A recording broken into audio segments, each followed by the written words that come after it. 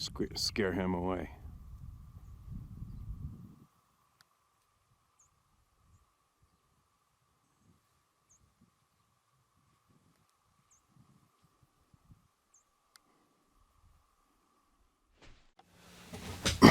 Alright. Handful of people asked me to put a light on the mask. There actually is one on the mask right here. It's just a very dark mask. Okay? There it is. Feel curious? And I think this is horse tail. Pretty sure it is. So there you go. There's that. Another day being alive. Crazy. Still alive. We're all still alive today. What are you going to do today? I'm going to do a lot today. But here's my morning ritual, which I just can't stop. What is it? They say once you do, we're talking about people who first start going to the gym or whatever, and you keep hearing that one, once a human being does something 20 times in a row, it becomes habit. I don't know if that's true or not. Is it? I don't know. I got no problems doing this at all. It's just, it almost feels like I need to do it. I have to do this. Like brushing my teeth. Now, what's going on? Lots going on. This room's about to get really changed up. I only got this one wall behind me. Done. All the other walls are insulated and poly. So, I'm going to get one more wall done over here today. And then I'll switch this around. So I'm going to be in the corner, I think. I kind of like it out there. I like the space out there. I just got to do something about the, how do you contain the sound in just one end of a big shop? You know what I mean?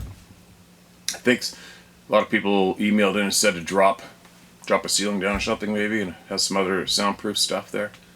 And hopefully I'll have this sliding glass door into this wall that cut out soon too, and that'll brighten it up. And I'm almost thinking I wouldn't mind having this as a guest room instead, which was the original idea, and then get everything out there for doing this, but we'll see. I'm babbling.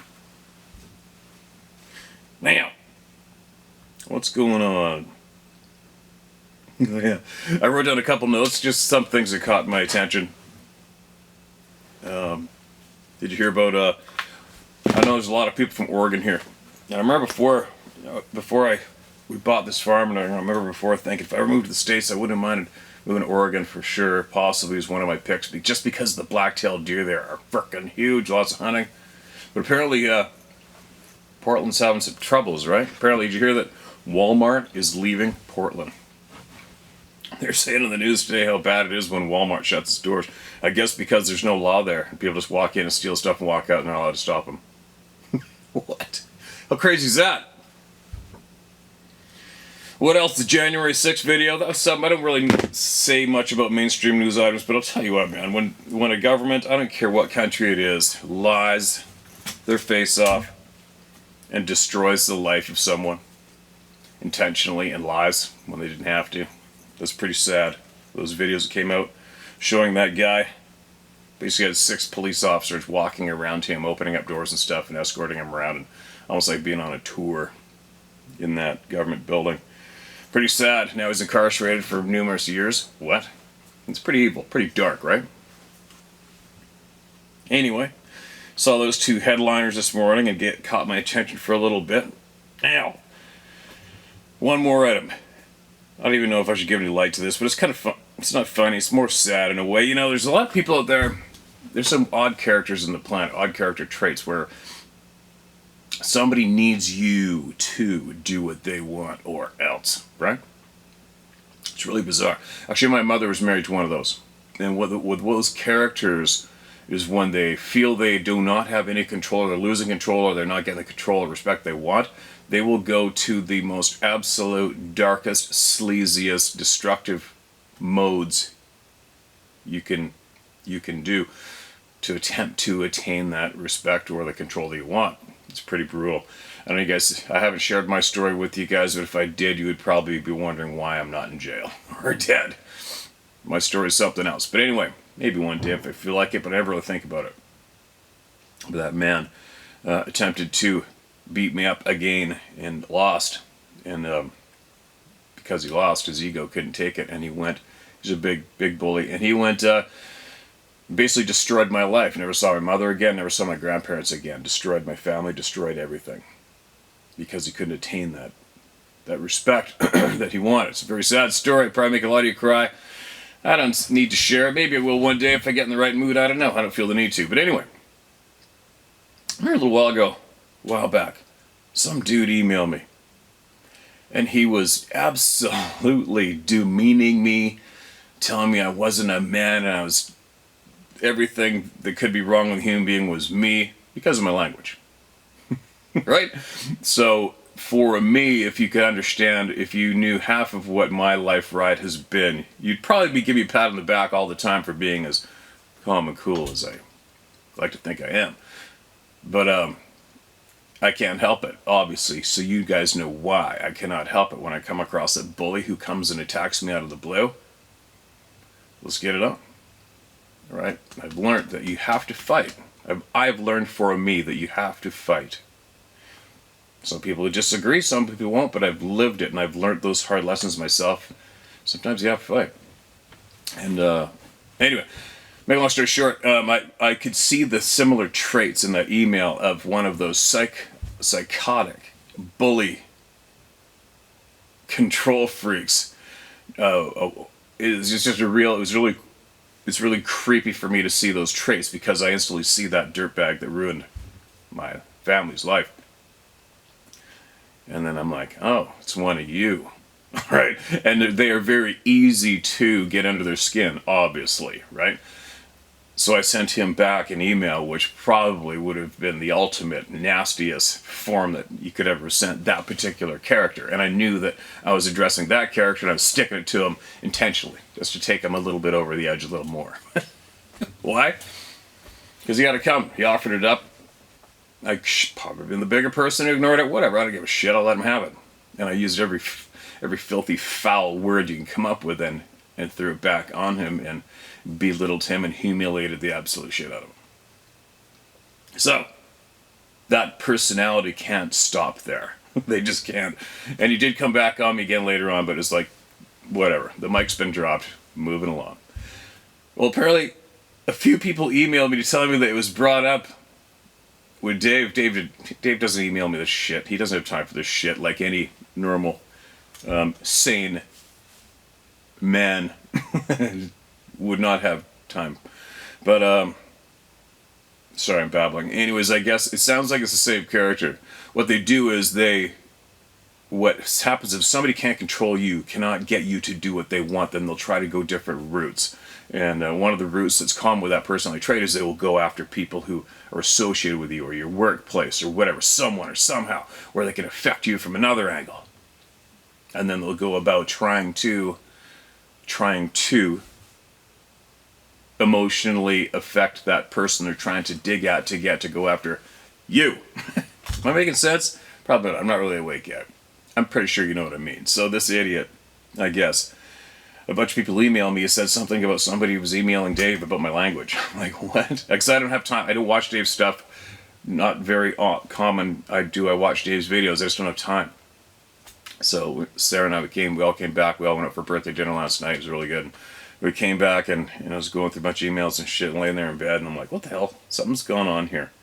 And I went over to Dave's channel and sure enough, somebody wrote a letter into him complaining about my language. But they went to challenging Dave in a way to almost, potentially humiliate him if he did not bow down to the author of that email and do as he requested, which is probably, I don't know, give me a spanking for having foul language. I don't know, whatever. But it's pretty creepy, isn't it? Isn't it creepy how people do these things, and that how somebody of such a low demeanor could actually get that kind of attention? He generated that kind of attention on himself. Amazing, isn't it?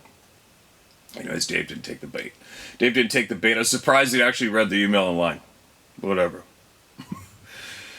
Anyway, but Sarah did say last night, she goes, well, in the beginning, your language is pretty bad. I'm like, whatever. In the beginning, I had people attacking myself and Dave, and MK Davis, and Scott Carpenter, had absolute dirtbags, and these same dirtbags, the same people who were terrorizing a defenseless woman. Mary Green, sound familiar? and had some other moron who was signing my email up to dozens of gay porn and dating sites and stuff. So my inbox is getting demolished by this same guy. You could tell I knew who it was. Whatever. Never replied, never retorted. But anyways, at that time, who else had people threatening me physically? Had people telling me they were going to show up and take me down when I was going to go to Washington State and meet up with Dave. Dave told me about that. And I'm like, bring it on, man. I'm coming. So just letting you guys know, in the beginning, when I first came out publicly with all this, I knew about a bunch of dirtbags, challenged them all, spat in their face, and I was in 100% street fight mode when I first came out. And if you knew me in my past, I was a true bona fide street fighter. Sorry, nothing to brag about. It's kind of cringe when you look back at growing up and the shit you had to go through, but it is what it is. So the fighter came out, and I'm like, yeah, F everybody. I don't give a F what anybody thinks. Come over to my house, find me, let's do this. Quit being a coward and making all these videos about me, Dave, attacking. So you guys didn't see a lot of that, but that was going on non-stop, 24/7 from numerous directions. I fought back, held my ground, and that's why we're here today where we are now. Possibly the #1 most listened to place in the world when it comes to this topic, and a few others, possibly. Right? That's why we're here, because I fought back. I didn't bow down, and I did not listen to anybody's threats of demeaning and attempting to humiliate me, to control me, to suppress me, to make me do what they wanted me to do. Like, ram it right up your ass. And then when you give me a personal email like that, you're gonna get it back the odd time, right? So anyways, that's what happened. One of those freaky loser characters tried to do what those characters do next, is looking just for another avenue of trying to get to me, trying to get me to bow down. Another time too, it happened one other time, reminded me of another time. A guy emailed me and started slinging his dick and ended with, I've been killing these beings forever, and a flamethrower is actually really effective. Most effective weapon is a flamethrower. This guy's, and he's really detailed and trying to send me this bold, blatant statement email, and I'm like, dude, please, really? Send me a picture. I don't think so. And he absolutely blew a gasket and came on real hard, attacking the shit out of me. And if he did not try to do, Dave forwarded me an email from this guy. And this guy went to trying to humiliate Dave Politis into not being friends with me because I denied him the exposure that he deserved for being the guy that killed Sasquatch with flamethrowers all the time. Yes, I'm dead serious. This shit has happened, alright? So there you go. But you brought it to my attention. It's been addressed. It's over. It's nothing. I'm surprised it got the attention it did. Now, that's my... I don't think I've had my 2 coffees, but I had a huge coffee and a huge mug, so maybe that's why I'm freaking babbling. So what I do is I wake up, hit the coffee, hit a bunch of emails, and I go out, let the chickens out, feed the goats, feed the horses, come in here, and here I am. So you guys get the fresh me in the morning. That's why I'm babbling. People are funny. I can assure you, this place is not the place that you are going to gain any kind of control or manipulate anybody. It's not going to happen. And if you come here to fight, you're probably going to find one. You're going to find one, but you're going to be... Yeah, all right. Biting my lip, sorry. Biting my lip. Get that street kid back in his little room. Let's get listening to the important voices, which are all of yours. Now, who do we got? I'm going to go right off the top right now because I hate repeats, and I have a lot of repeats in my notes. I don't know why, and I have to go in there and look around and dig and make sure I don't repeat emails. It's tough sometimes. I don't know why there's numerous copies in here. It's weird. Here's an email. My concerning thought is the title of this email. I'm a subscriber, but in the middle of the road between believing and not believing in their existence. Obvious due to the absence of any personal experience. I want to believe, I really do. I tell people that if anyone has more miles through the Sierra Nevada range than me, it could only be John Muir. With that, I have never had any sightings or evidence. Although, not that I have ever looked for any. Unusual noises late at night while in a tent, yes, all the time. But nothing ever associated with the possibility of it being other than what probably should have caused it in the world we were taught. I'm concerned about all the attention your channel is putting on, quote, the hunt for, end quote, or, quote, the capture of, quote, any of these creatures, if, of course, any do exist. Attention like this could create mass hype to the extent of irresponsible hunting expeditions to capture something dead or alive. Now, think of what would follow should this expedition succeed. What would become of both sides? What are your thoughts on that? Is this something that already raised concern with you? No need to vent this on your channel, just something from me to you. If they do exist, I worry for their safety and existence. Anyway, thanks for allowing me to pass my concern along. I love hearing the stories and your outlook on society, especially from the top shelf idiots. And by the way, an absolutely great intro to your channel. I could watch and listen to that all day. Okay, man. Appreciate you, John. I was almost thinking you must have me confused with somebody else, another show or something. I don't know, because I don't think we've ever spoke of looking for intentionally or hunting or capturing these people ever here. Not for me. I can guarantee you that one. I think I shared with you guys that in the beginning when I quit guiding for a couple seasons, and then I'm like, hey, now I've got some my skills I've got some skills. I'm gonna put them to use now that I got the time. And I live right in basically Sasquatch Central in the British Columbia coastal mountains, and I went looking for them intentionally alone. A couple friends, a couple times, and then I quit when I had the shit scared out of me. End of story. And yeah, I don't believe we have ever done that. But anyways, on that same note, I mean, I do believe there might possibly be some reality shows that possibly encourage that. I don't know. I don't watch any of it. But being concerned for their safety, I think most of us could possibly agree by now that it's not going to happen. You know, it's a tough thing for human beings to accept the fact that we are not the best and we do not know everything. It's tough, isn't it? Isn't it kind of funny? But we can't even come up with a camera that will photograph them clearly and continually. We're not good enough, or technology isn't good enough. We just aren't good enough. And if anything, I believe that possibly we should be worrying about our own species more than the safety of theirs. They are existing wherever they do exist full time. They are enabled to be their true selves. Absolute free spirits doing what they want to do. And a lot of the time in those beautiful, stunning, frickin' places that I love to go, and they get to do it full time. They're not controlled in any way that we are aware of, and appear to be existing just fine, going about their daily business, nightly business, just fine, doing what they want, when they want, and not paying taxes or listening to absolute douchebags on the television that are in the places called government. You know what I mean? I'll bite my lip on that.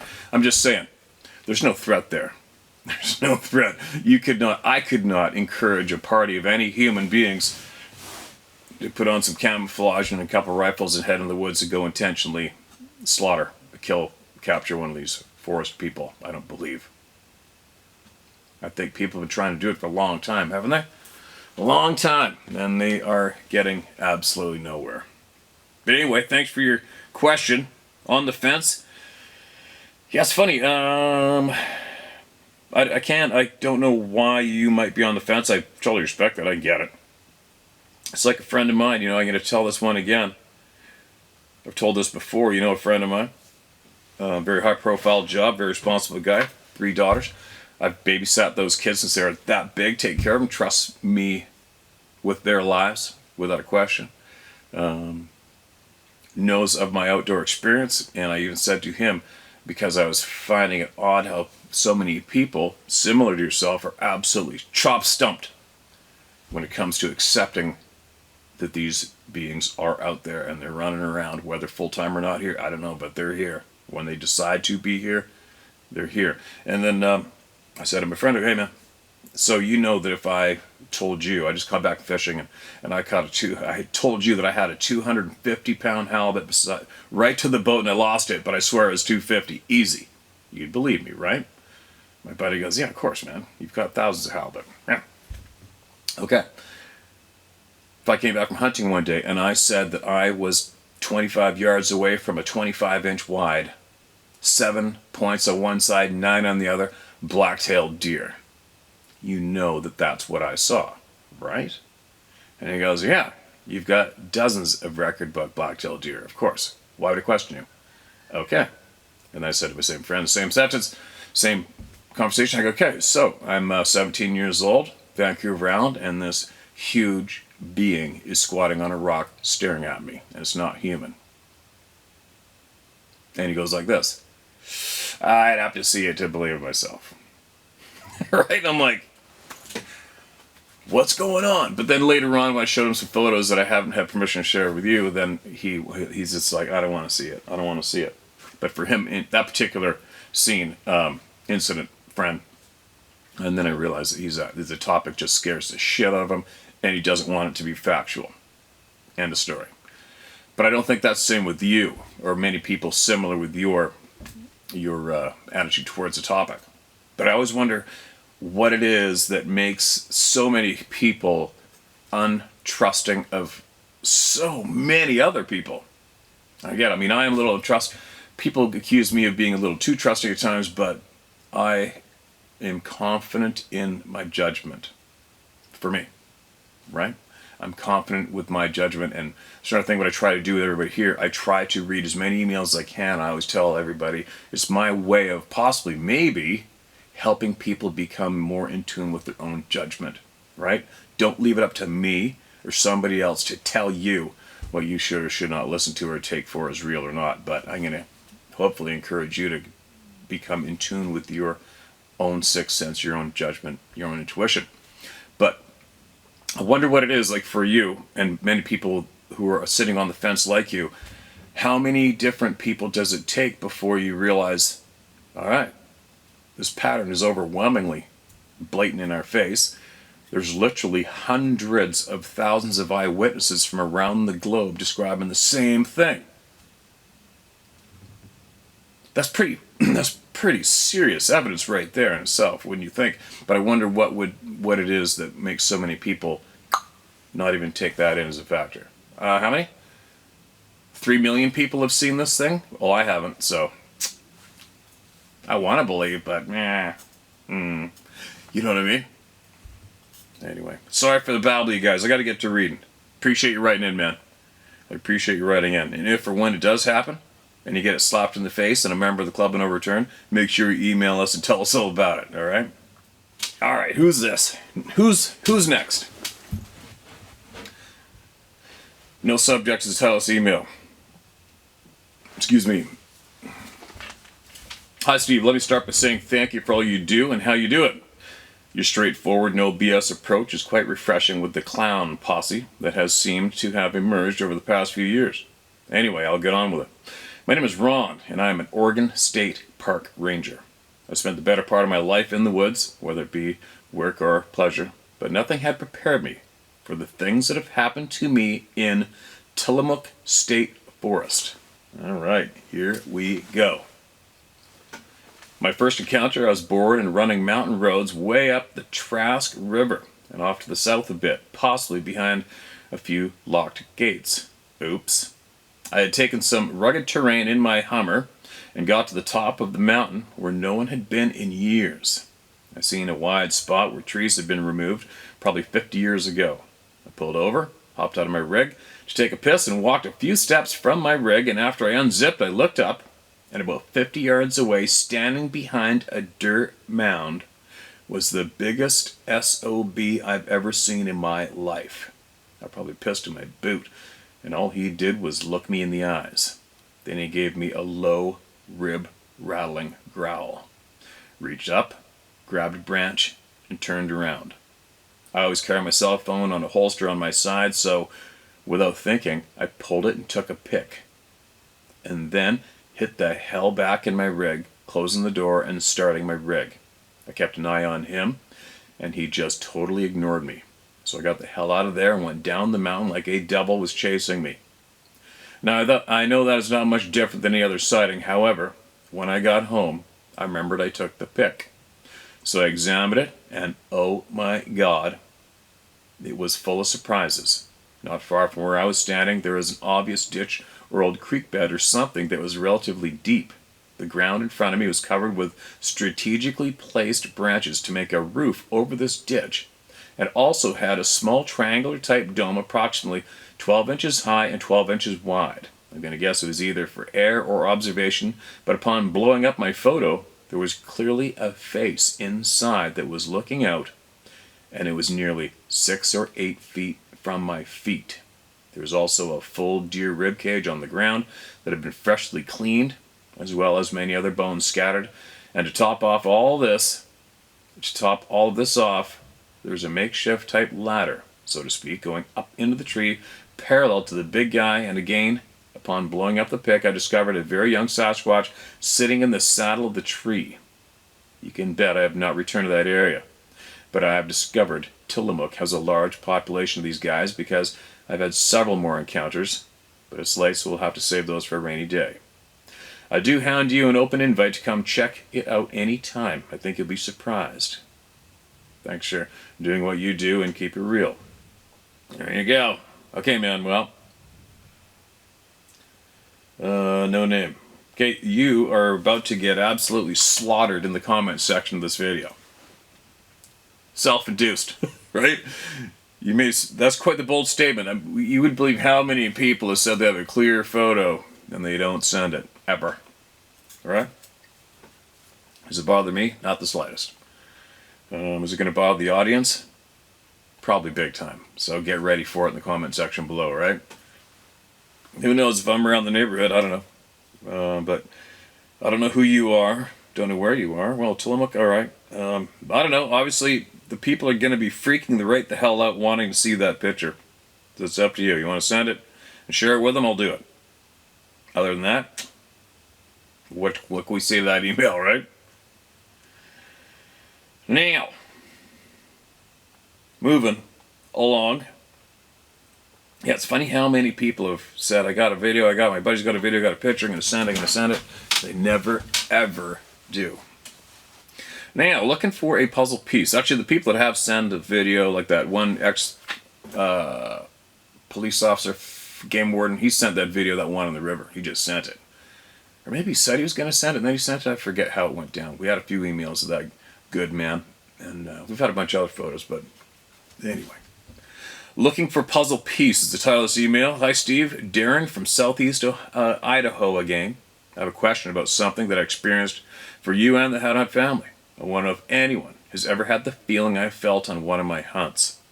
This year was 1995. It was towards the end of May. I was out after spring black bear in Salmon, Idaho area. I'd acquired some good hound dogs and was very excited to get out hunting. I ran a few raccoons in here in the area where I live. What a blast. That was the most fun I think I ever had. I couldn't wait to get after the bigger game animals. I did get me a nice mountain lion during the winter season, so when bear came open I was ready to go. I don't have too much knowledge about the area I was in, so I did a lot of scouting around to see where I might be able to cut a track or for my rig dog to pick up a scent. I didn't have much luck.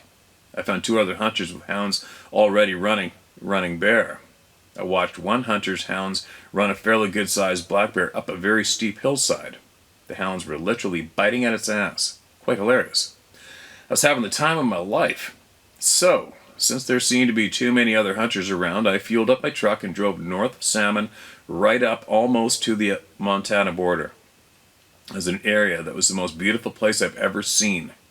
Nothing but deep, thick wilderness as far as I could see. The old logging roads I was driving on were rough, so I stopped and decided to go for a short hike. I left my rig dog on top of my truck and the other ones in the dog box I built to fit the whole bed of my truck. Not one of my dogs was making a sound. I walked up a small draw on what looked like an old game trail. I took my 44 mag and I had a 12 gauge with some 3-inch slugs. I only walked about 500 to 600 yards when I came upon a grassy area where I found some old bear scat and a few tracks. I'm not sure how old the tracks were, but I could tell it had been a while. I'm no tracker, and this is when it hit me. I noticed there was no sound, and I mean it was so quiet I could only hear myself trying to breathe. I say trying to breathe because it felt like the air pressure had quadrupled, like someone sitting on my chest. I didn't feel scared or threatened in any way, but the air pressure and the silence started to freak me out. I started to wonder if a bear was close, but I couldn't see anything anywhere. I decided to get the hell out of there and back to my truck and my dogs. I walked about 100 yards and everything started to feel normal again. I could hear some birds off in the distance, but every one of my dogs were absolutely silent. I was thinking, this is very odd. They didn't even get excited when I walked up to my truck, which normally they always did. What the hell was going on? My main question is, has anyone ever felt like they had pressure pushing in on their chest, making it difficult to breathe? I've heard everyone's stories about the silence, but the pressure I felt on my chest was really freaking me out. I thought maybe I'm having a heart attack. If I was, it only lasted the 100 yards that I walked away from where I was standing. If you, Steve, or anyone here in our Head On family has information, please let me know. Maybe I can find that puzzle piece. Steve, I personally thank you for reading my emails. You're a great man. To Sarah, I send thanks for all the work you do for the Club No Return, the shirts, the hats, and everything else. Absolutely awesome. God bless you both. Thanks again, Darren. God bless you too, Darren. Thank you for sending that in. And I think we did have a couple emailed in not too long ago, and they claimed that the pressure seemed to change in the vehicle when they're driving. I believe that rings a bell. But anyways, you guys know the routine. If anybody can relate to this man, throw down in the comment section below the video. I'll write to you, Darren. Make sure you read the comment section to find out. I'm pretty sure you won't be surprised to hear of people chiming in and describing the same thing. You know, one thing you could do, maybe possibly, is go back to that same area again. Bring a dog on a leash. Maybe even video camera, and test the waters. Just go in there slow, watch the dog's reaction, and see what's up. Maybe. You know what I mean? I wonder if Dave Platters might be interested in that one too, maybe. I'm sure if anybody's heard of something like that, he has. I'm glad you're still here with us. This title, I Watched It Disappear, from Arkansas. Hi Steve, please don't use my name. I got you. Although I came to the realization that anybody who knows me and hears this is going to know who the author is. But then I also realized that if they're on here and you're reading this on your channel, they must have an open mind, right? I apologize if this is too long. My encounter happened in the winter of 2012. It was just after daybreak on a foggy, misty morning. It was so quiet that morning. I was drinking my coffee and having a smoke on my front porch when I heard branches breaking and movement in the woods coming from around the side of my house towards my front door. I got my iPad ready because in my mind I just knew it was some deer and was excited to record them on my iPad as they wandered into my yard. Now Steve, the woods on the side of my house are only approximately 30 to 50 yards from my porch, and all of a sudden there was a very tall, black, upright being making his way towards the dirt road that runs in front of my house. He did not know that I was sitting there, as I was sitting absolutely still. I watched this thing walk upright for approximately 8 to 10 long strides, and I said very quietly under my breath, "What the F is that?" Bracket, I know, not very ladylike, bracket, whatever. The second I said that, he froze. So help me, Steve, my iPad never entered my mind when I saw him. It never left my lap to record. Then he let out a very long and loud sound that sounded like an owl and a howl combined. About 3 to 4 seconds later, another being that I would guess was approximately 100 to 150 yards away on the ridge line that runs parallel to the dirt road in front of my house and deeper into the woods, returned the exact same call back to him. The very nanosecond that he heard that sound, in the blink of an eye, he was not standing there anymore. He absolutely vanished. I was absolutely dumbfounded and gobsmacked of what I'd just seen. Excuse me. Steve, I was raised in Alaska and lived there for 33 years. I know all about Bigfoot, Sasquatch, and the Hairy Man. We moved to Arkansas in '97, and it never occurred to me that those beings were here. I was assumed they were just in the Pacific Northwest. My mind was a jumbled up mess, realizing what I had just seen. But the disappearing part of it, my mind just could not make sense of it. I must have said to myself 100 times that I just don't understand what the hell. I just don't understand. I found your channel about 1.5 years ago because I just never could get this incident out of my head and was researching the subject and stumbled upon your channel. Thank God I did.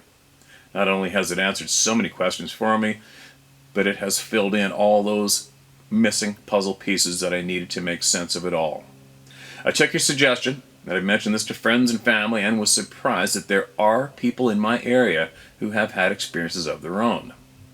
One that was quite interesting was the lady that does my hair.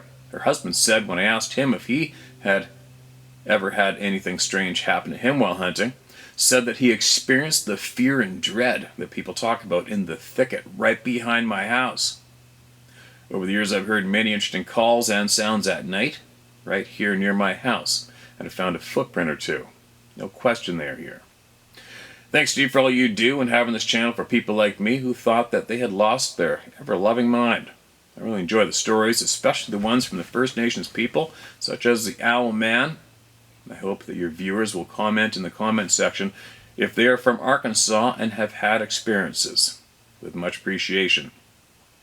Blank in Arkansas. Appreciate you. Appreciate your time you just donated to everybody through me here. Let me get back to the part. Let's see what side. 1 second.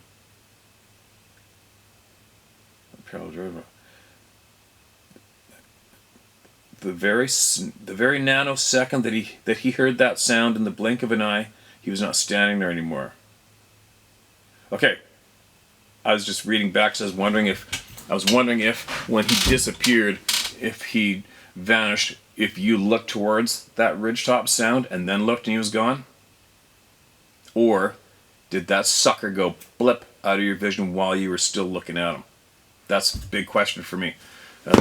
Why? Because so far, I don't know how, for my own puzzle piece of one common factor that I am very curious about is when numerous people, especially hunters, they hear something, look over, and the second their eyes register on a being as it's walking away, they see it.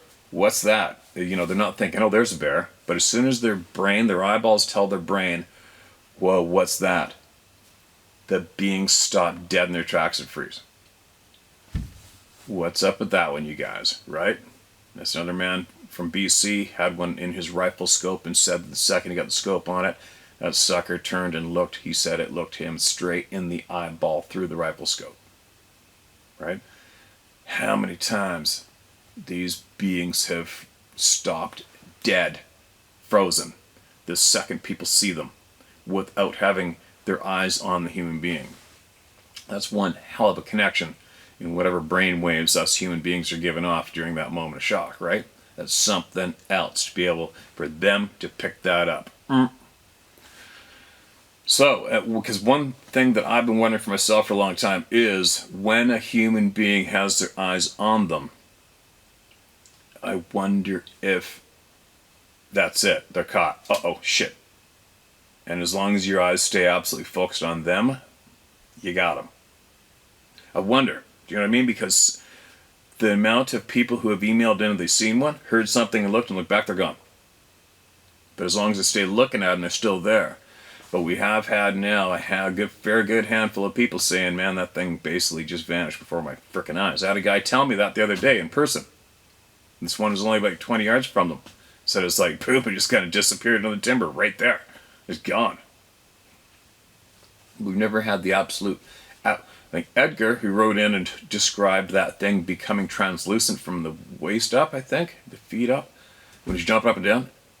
We've had, that was a description given to us of vanishing before somebody's eyes, because you never hear, we don't have a pattern of people saying, oh yeah, it just started turning into particles, and then mist, and then fog, and then clear, and there's gone.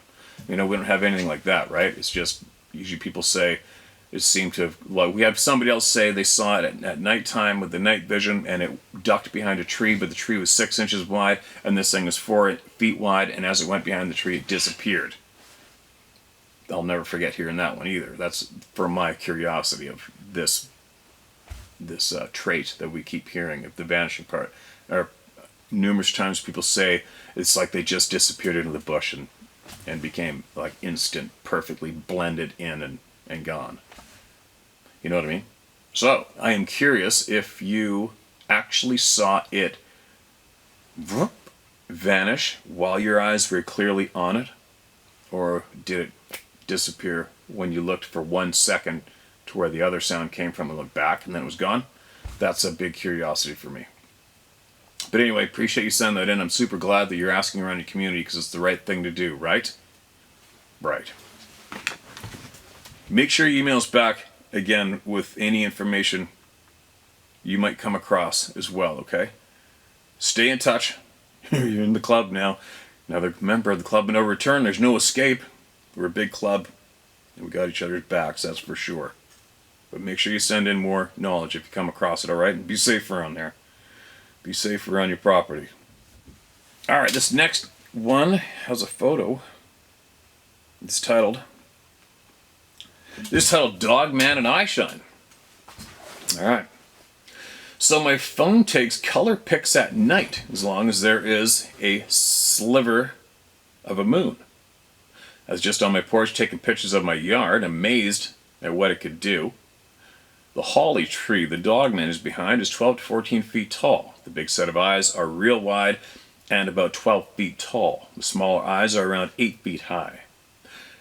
My wolf/GSD hybrid doesn't want to go out at night. About 2 months ago, my son and I heard an extremely long, low howl. Something I've never heard. A few nights later, I heard a bunch of coyotes raising hell.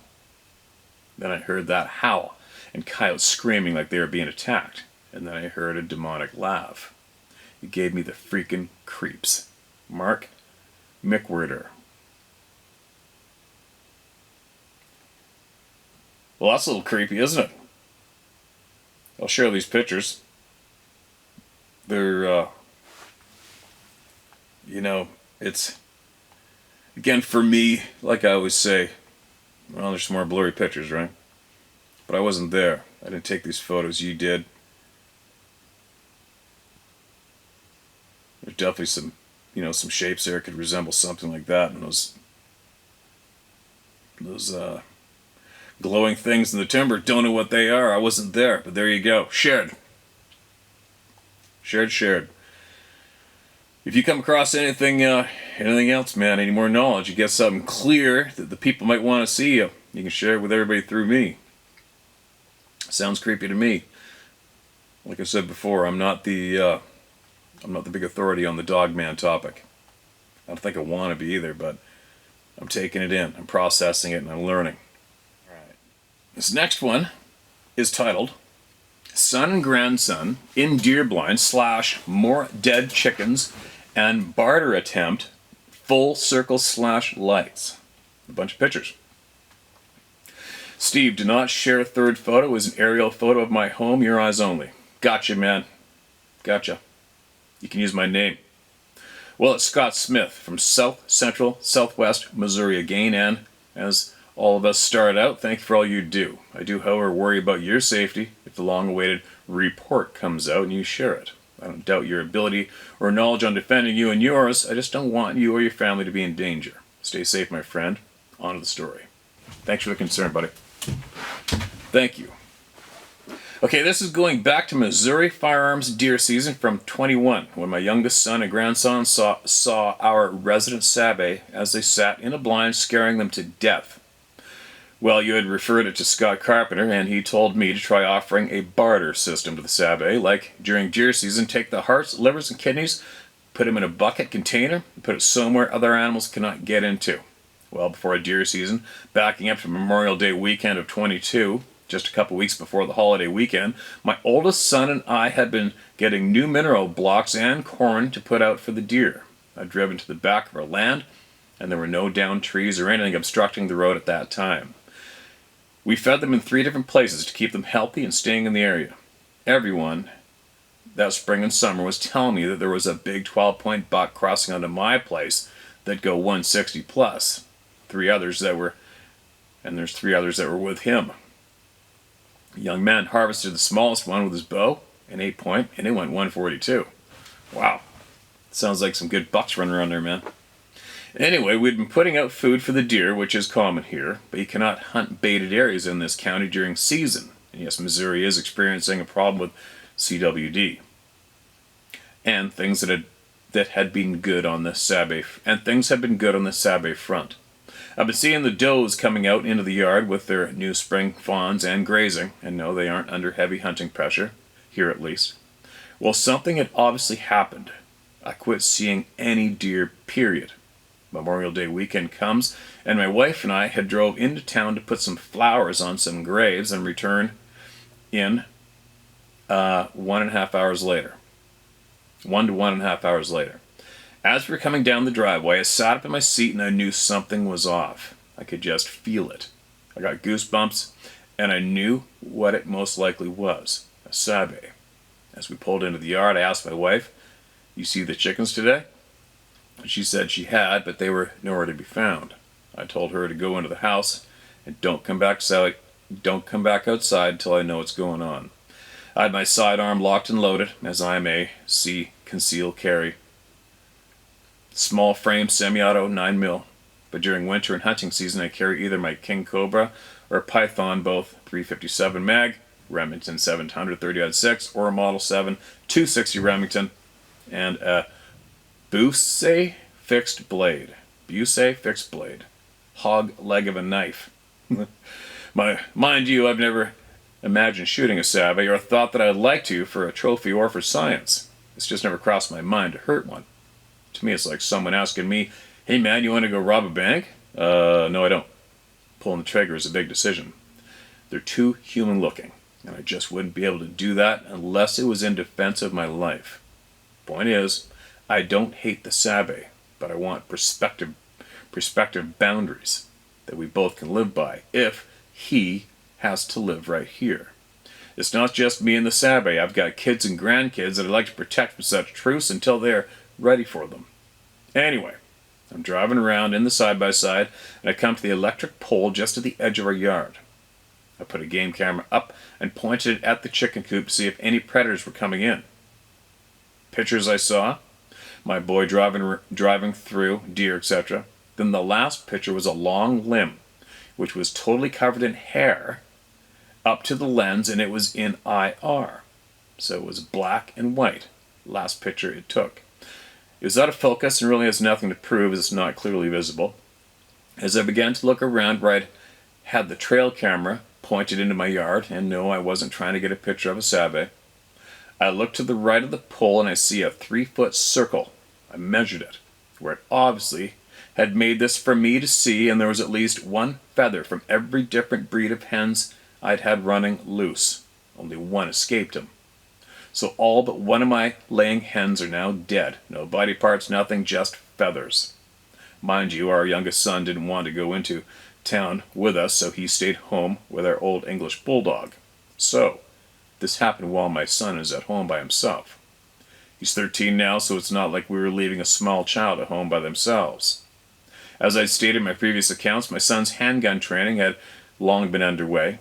I told him where the just point and pull the trigger thunder maker was in case he needed to breathe a little fire.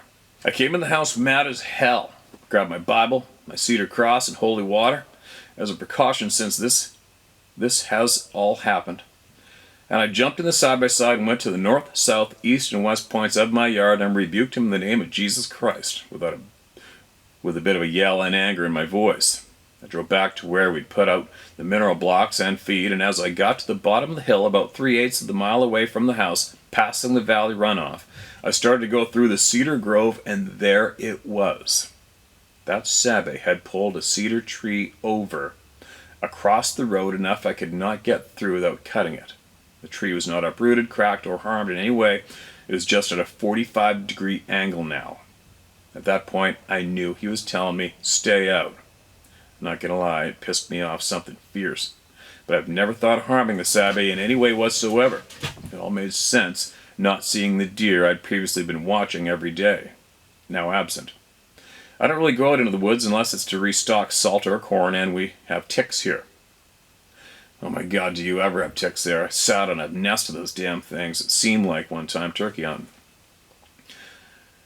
They make going in the woods a risky proposition.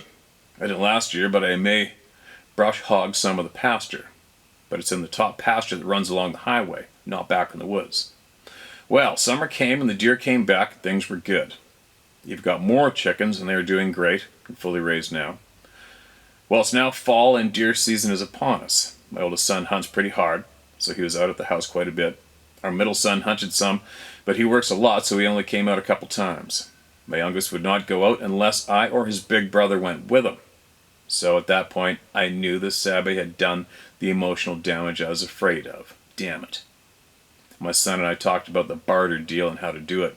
Well, my boy took two deer one evening with his new 350 Legend, 355-9mm diameter, and he put the hearts and kidneys and livers in the bucket for me to take back and leave. My youngest boy went with me, and we stopped at where he'd pulled the cedar tree over. Well, hell, he's pulled over 2 more cedar trees, just like the first one, and some sapling hackberry or something, and none of them were broke, but they were all at a 45-degree angle. I strung the bucket up with some 550 cord, put the lid on it, made a brief out-loud statement that this is a barter deal was in the bucket, and I'd leave him alone to do what he needed. Mind you, the bucket was full of blood along with the parts. When me and my boy went back to get the bucket, we could see where he'd broken the limbs around it, and there were footprints all underneath it, but nothing like a good, clean, clear track. I looked inside the bucket, and it had just rained about it had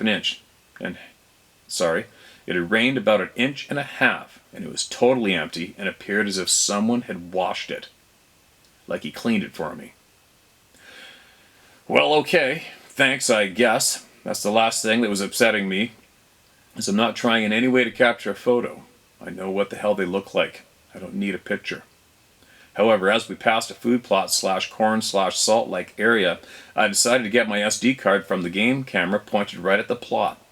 3 different times I've checked the card and batteries and everything is good to go. But when checking for pictures, the camera was shut off almost as soon as I had put it back up. The third and final time I just left it as I'd set up and thought, if I get pictures of deer, great. If not, oh well. This time was different though. As I began taking the camera down, I saw where something like a stick had hit the exterior of the camera so hard it cracked the outer case and it doesn't work now. That pissed me off as well. It's not like I had the camera up trying to catch a large area, just trying to get pictures of deer and wildlife, not for the Sabe. But I guess he doesn't care. To date there's been nothing, no sounds, tree knocks, and most importantly no dead chickens. A couple weeks ago, however, my grandson had come over to spend the night, and this little guy is hunting crazy. I do not mention the bear man, as he called it. He was sitting with me in the bed just after waking up, and he told me this, "Papa, you know bears, black bears?" I replied, "Yeah." And he said, "This bear I'm talking about had red eyes." Oh crap, I asked him, "Son, tell Grandpa where you saw this bear. Was it at your home with Mommy and Daddy?" He told me no. I asked, "Did you see the black bear here?" He answers, "Yes." I looked at him, "Bub, are you talking about a normal black bear?" That's when he told me no, but he said it wasn't a normal bear, and he couldn't think of how to say it. I just took the chance and said, "Was it a big bear man?" And he perks up, "Yeah, it was the bear man." I don't know if he actually saw it, had a dream about it, or what. All I know is it's in his mind and there's no getting it out. Steve, I take a long time to think about things before I speak about them. It's just how I am. When I was a kid, I was really sick and missed 4 months of kindergarten, and the teacher told my mom I was too intelligent to hold back. She said, "In fact, he's one of the brightest students I've had in a while. Even though he's missed a lot, he's ahead of the other children, and it wouldn't be right to fail him simply over attendance." I've always enjoyed learning, trying and experiencing new things, but going to a fancy college and trying to change the world was not something I dreamt of. I was determined I was going to be normal if it killed me. I begged my mom to not let them test me. I got my way, only child. But the teachers knew I was playing possum and just flat refused to do my work. Back then in the late 70s, one could changing schools easy enough, and not everything from your previous school would necessarily follow you to the new school. In '83 we moved up the road a few miles, and I was going to a new school where I've lived and worked most of my life ever since. I was able to keep the truth hidden for a while longer, but the new teachers eventually found out. Anyway, eventually I'd be tested and described as what is known as an autodidact. Do not read aloud. What it means in essence: I find a topic, hobby, or area of interest, and it can be important or just out of curiosity, and I consume the knowledge of said thing, reading, visual, or hands-on learning, until I feel I've mastered it or can no longer find more information to consume. Show me something one time, and I remember it forever, and can do it without any help or instruction. Autodidacts have a very high active and above average photographic memory compared to the most average people. Being an autodidact doesn't mean that you're smarter than other people necessarily, only that you learn about things differently and consume vast amounts of knowledge instead of getting the basics and moving on. Growing up in rural Missouri, you learn standing out apart from your peers is not always a good thing, so I learned to imitate the people around me really fast. I guess that could be said for any small town. I've said all that to say this: I have a damn good memory, and this bat has sharper radar than the Nautilus, so it puzzled me for years when I never could recall the actual event concerning being tagged, or the supposed piece of plastic getting into my leg. That's not something I'd forget ever, and I think most people wouldn't either. You talk about being tagged by Sabe. Could it be a literal physical tag? I'd never known this until watching your channel, and thought seeing two Sabe in a lifetime had to be extremely rare. Only to find out once you've seen one, you'll see others, and it's not so rare. Now I know I'm in good company. I knew that many UFO abductees claim to have implants inside their body, but that's not me. When I was around 7 years of age, I had a black piece of something under my skin just above the left kneecap. Someone would ask me, "What's that on your leg?" Or, "What's that under your skin?" Almost on cue, it would just blurt out of my mouth like vomit. "Oh, that's a piece of plastic from a toy that broke off in my leg when I was a kid, and I could never get it out." I have no memory of that black object getting into my leg. Let's be clear, I do not believe I was abducted by UFOs. I believe in the phenomenon, and haven't seen one. I believe in the phenomenon and have seen one unidentified object up in the sky that was moving too fast for a satellite and way too fast for a plane or space debris. However, an abductee I am not. Over the years I tried to remove this black thing from my leg, but every time I'd cut into my skin I never could get a hold of this thing. About a year ago I finally got serious and got hemostats, jeweler's tweezers, a razor blade and alcohol. Then I went about the task. I got down to it and was finally able to grab hold of it by pulling it, but it wouldn't come free. I could see soft tissue was attached to this object. My tissue had grown to it. A little cut of the soft tissue and it came free. Not in one piece, it came out in 3 pieces, and it was not plastic. It was like a piece of triangular black aluminum foil. You could squeeze it and it would lay back flat, but not perfectly. It did have a bit of a crumple to it. I threw it in the trash, glad to be rid of it. I've not noticed anything different since then, so I have no idea. Maybe it was a piece of plastic and I simply blocked it out. I don't know. I don't believe that would constitute a traumatic event that my mind needed to block out to protect emotional state to stay in balance. Could it be a literal physical tag? I don't know. Have you read or perhaps discussed with other people for more educated on this aspect of our subject? I cannot speculate, nor do I care. I just thought it might trigger someone that maybe had an event to write in describing their own account. One last thing. You talked about lights and orbs, etc. My senior year in high school, me and 3 buddies were camping out in this holler, west/W/pasture, all around us, and we used a ditch as a wind block. We were talking, carrying on, drinking 12 packs of beer, and soda. I meant soda. Yeah, oat soda. He's being funny, in case you missed it. I get it. Well, all of a sudden, we see this white light across the fence in the timbered area. It was about 4 foot off the ground. It wasn't a shining beam of light like a flashlight. It was just a white ball of light that was going pretty slow, just like it was meandering through the trees looking for something. We thought, coon hunters? And hollered out to them. Howdy, fellers. No response. We also did not hear any dogs yelping on the scent trail either. But just then, the light stopped and was suddenly gone. If it would have had a beam, I'd have thought, hunters, and not give it any other thought, even until this day. Anyway, my buddy drove to his house and got his 12-gauge shotgun. We're standing, poking our heads out up over this gulch, and we're freaking out. My buddy yells out, "If you're out there, you better say something or I'm about to bust your ass with buckshot." He's from Texas. What are you going to do? The light, in a strange, hard-to-describe way, turns toward us. Still no beam, but it acts like it's looking at us. Then it starts heading back the way it came, and just before reaching the edge of the field, it goes out. I don't know what it was, never found out. Fast forward, winter 2019-2020. I was watching TV, and I could see this white light in the pasture. I yell at my wife, "You see that light in the pasture?" She hollers back, "No." "Oh wait, I do see it."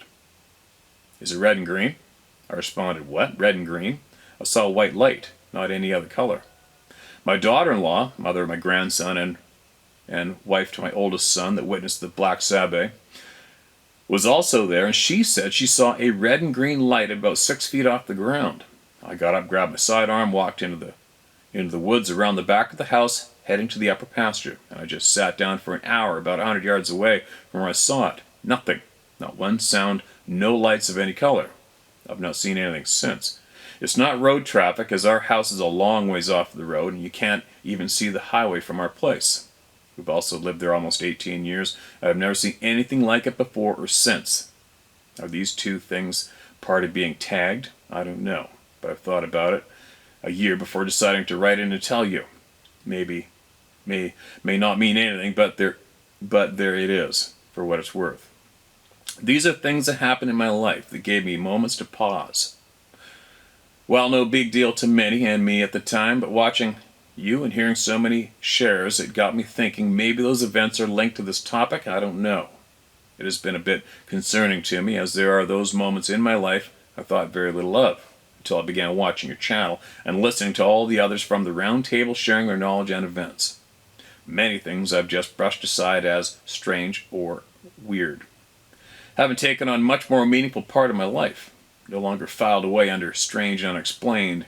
There are too many with similar events as to my own for them all to be just coincidence. Take care, Steve, and thank you for all you do. So glad you and Sarah had a great vacation. You stay safe and keep that wonderful family of yours safe.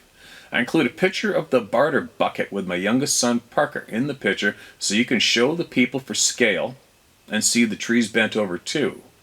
Also, I have a L white oak where it's bent 90 degrees, not more 10-12 inches off the ground. Then the tree grows straight up. It's over 3 feet around. So it's no sapling. Is that anything to do with Sabbath or just native Indian tribes? The Punkashaw Indians lived here for hundreds of years and are an offshoot of the Osage. I love the t-shirt, coffee mug, and hat. Just had a couple cups of coffee this morning from it. You tell Sarah not to worry. She's done an amazing job getting that stuff out, and I thank her for it. I still want her recipe for pea meal. Awesome quality. And on all 3 accounts. Hang tough, man. You know there are many, many men ready if we just get the word. Respectfully, Scott Smith, the Ozark Mountains, Missouri. I was Missouri born, Missouri bred, and when I die, I'll be Missouri dead. You know? If Canada's stand gets too bad, Missouri has low taxes, good land prices, and I might know someone that could get you a good deal on some acreage in a house. Think about it.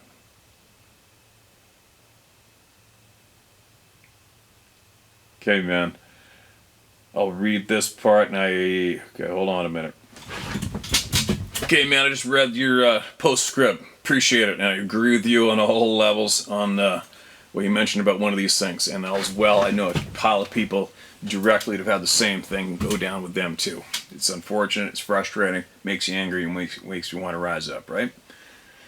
Anyways, I appreciate the invite, and I hope you heal up and keep walking around, because I just might come down there and replace my turkey fan that got shredded up here when those damn rats were in here. It was my very first turkey I ever shot in Missouri. Here's the photos. Alright, let me get those photos posted up, get this video posted up. Appreciate you emailing me in, man. Make sure you email back with any more knowledge you pick up on. Alright? Let us know how it's going. And we'll see what comes here. I just may be able to make it over there in time while they're still gobbling. You never know. I'd love to. Trust me, I'd love to. It's just if I could pull it off. But anyway, I gotta get moving, you guys. I got this room to finish, got work to do, and then I still have to take Sarah to the big city tomorrow for the rest of her birthday present. And then I will be back. I'm also working on a new invention so that I can possibly, my next outdoor filming invention is going to be I'm going to rig this rig up. I've built it in my mind, and it's going to float with the leader to my little bead shot and the gear in front of it, and I'm going to float it down the river and see if I can manage to get one of those big chrome steelhead to come up and take the lure right in front of the camera. That'd be exciting. Anyway, I'll be back shortly. Keep emailing me in what you feel people need to learn at sharemystory@howtohunt.com. All right? I'll be back shortly.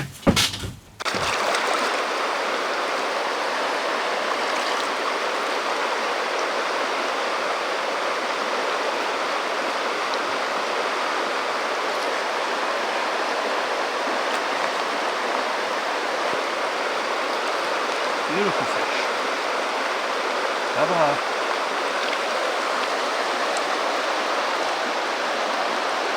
Sweet.